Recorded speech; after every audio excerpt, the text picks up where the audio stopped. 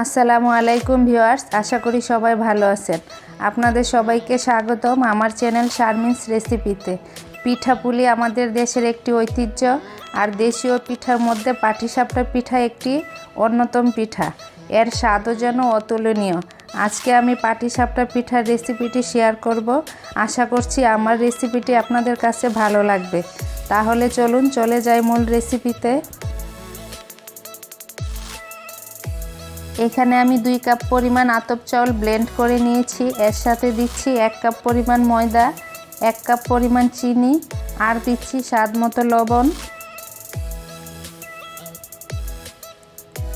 এখন 2 কাপ পরিমাণ লিকুইড দুধ দিয়ে ব্যাটারটা তৈরি করে নিচ্ছি।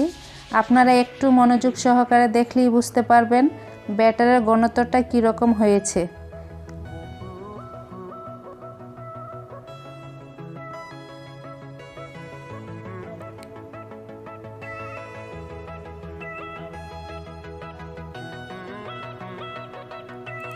এখন 1 কাপ পরিমাণ পানি দিয়ে খুব ভালো করে নাড়তে হবে, যাতে কোনো লাঞ্চ না থাকে, তাহলে পিঠা বানানোটা খুব সুন্দর হবে।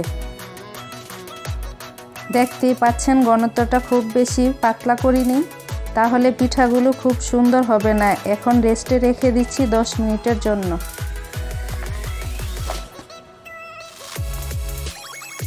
এখন একটি ফ্রাই প্যানে দিচ্ছি আগে থেকে জাল করা রাখা দুধ। এখানে 1 কেজি পরিমাণ দুধকে জাল করে হাফ কেজি করে নিয়েছি। আর দিচ্ছি একটি তেজপাতা, একটি এলাচ, একটি দারচিনি। এখন দিচ্ছি 1 কাপ পরিমাণ চিনি।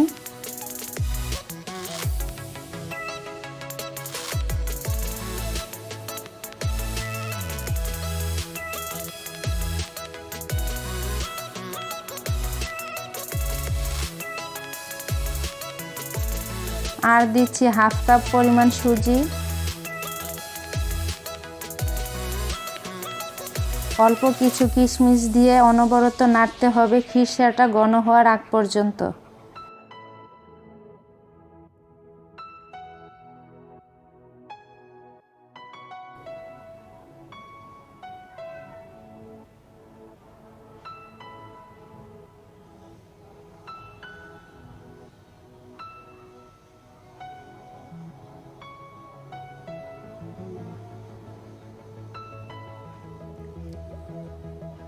দেখতেই পাচ্ছেন ভিউয়ার্স, খিরসা বানানো হয়ে গেছে। এখন নামিয়ে নিচ্ছি।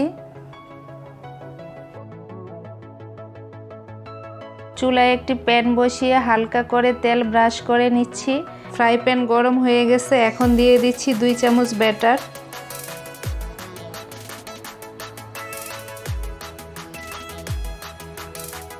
প্যানটাকে ধরে এভাবে ঘুরিয়ে ঘুরিয়ে ব্যাটারটাকে ঘুল একটি রুটির মতো করে নিতে হবে।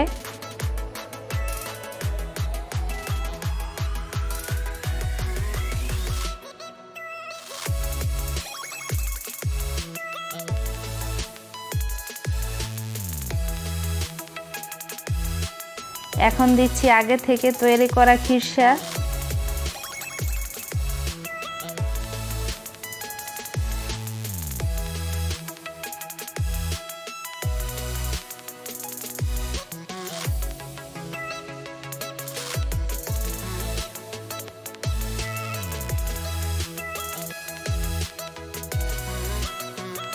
এখন রুটিটাকে আস্তে আস্তে ফোল্ডিং করে নিতে হবে।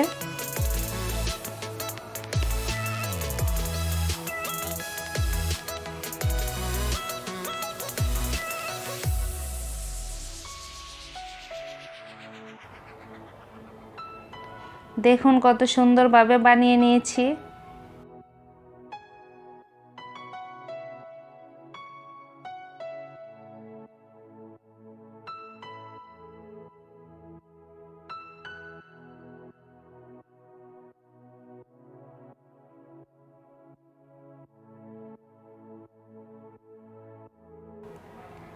আমি আরেকটি পিঠা বানিয়ে দেখাচ্ছি। সেমভাবে সবগুলো পিঠা বানিয়ে নেব।